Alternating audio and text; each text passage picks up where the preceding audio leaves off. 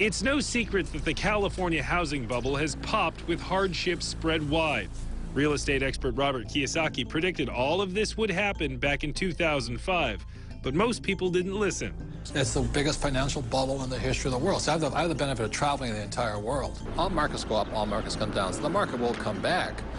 But right now, it's going to be a sled ride down. It might be down for a long time, simply because it's going to take more of a down payment because nobody trusts anybody anymore. And the next big sacred cow is your home is an asset. See, in 1997, I wrote in Rich Dad, Poor Dad, your house is not an asset. And at that point, every realtor stopped sending me Christmas cards. Because your home is not your asset. Your home is actually your bank's asset if you could read a financial statement. So, Kenny, you own lots of real estate. Yes. Is your home an asset? No, not my personal residence. A lot of people are in trouble today. Yeah. It doesn't produce any revenue. You know, I pay the bank every month. It's the bank's asset. Yeah, and what everybody's telling me, my house has appreciated in value. Again, that's capital gains versus cash flow. And what the people are finding out now that the real estate market has crashed, and this is all over the world, the value of their home has been sucked out.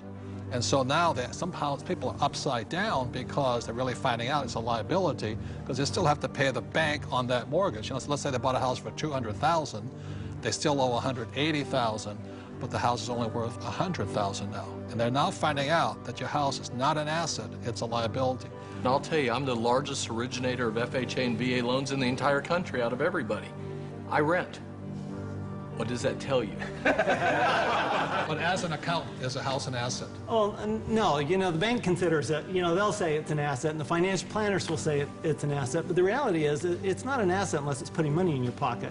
And a house just drains money from your pocket. And the thing that one of my little pet peeves is that people say, well, if you own a house, though, you get a deduction for the interest. Yes, but it's money out of your pocket, and the best you can get is 40 cents on the dollar. Okay, so you're given $1 and you get 40 cents back. You're still out 60 cents. It's not difficult math. Your home is shelter. It's a place to raise a family, but it's not an asset that you're ever going to make money on. It's not a financial asset. No, you might make money in an uptrending market, but today the market's trending down. And that's why in 1997, what I said in Rich Dad, Poor Dad, your house is not an asset, was heresy. Now people are going, oh my God, I should have listened to him. So I'm not saying don't buy a house.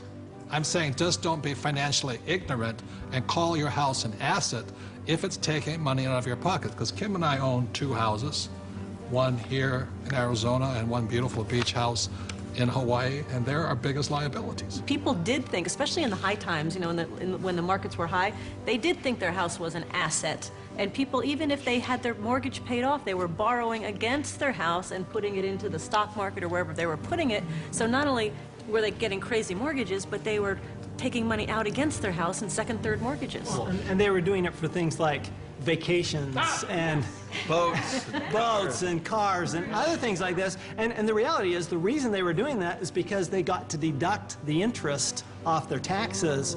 And so they thought that, well, this is okay because I get a deduction. But just because you get a deduction doesn't make it a good thing to do. Well, one of the big mistakes people make is over-improving their house. You know, they put in a $50,000 swimming pool and it brings them $20,000 worth of value. Well, the way I look at it is you just bought a $30,000 babysitter. 50% of the mortgages in Reno are underwater, meaning that the mortgage is greater than the value of the property. All right, and this affects the whole community because people aren't able to sell their homes and move to a place where they can get a better job. The neighbors aren't going to sell their house because values are so far down. So this has affected entire communities. And again, we've heard people say that your home is an asset. Well, we're talking here about financial education, and this is one of the biggest financial lessons that our country has had to learn, a very hard way, that your home is not an asset. This has happened before, and what's going to happen is new laws will come in, new credit will be loosened again here years from now, and the prices will come up again, and people will do it again. It's about a 20-year cycle as in anything. The point here is this is the best time to be buying real estate. If you are a first-time home buyer, this is your best time. Just don't call it an asset. You know, this is the best time to getting back in the market. And that's why it takes financial education. The reason I'm in real estate is for one reason. It's debt. is one of the easiest assets to get debt on is real estate.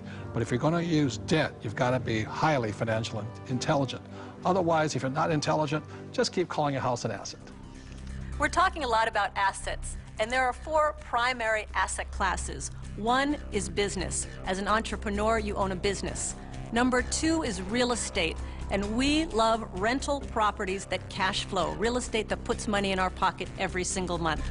Number 3 are paper assets, stocks, bonds, mutual funds, savings. Most E's and S's are in paper assets today. And number 4 are commodities, gold, silver, precious metals, oil and gas. For Robert and I, we're in business. We're in real estate. We own hundreds of properties in real estate. We have paper assets and we have commodities. So for us, when we talk about diversification, we're in all 4 asset classes.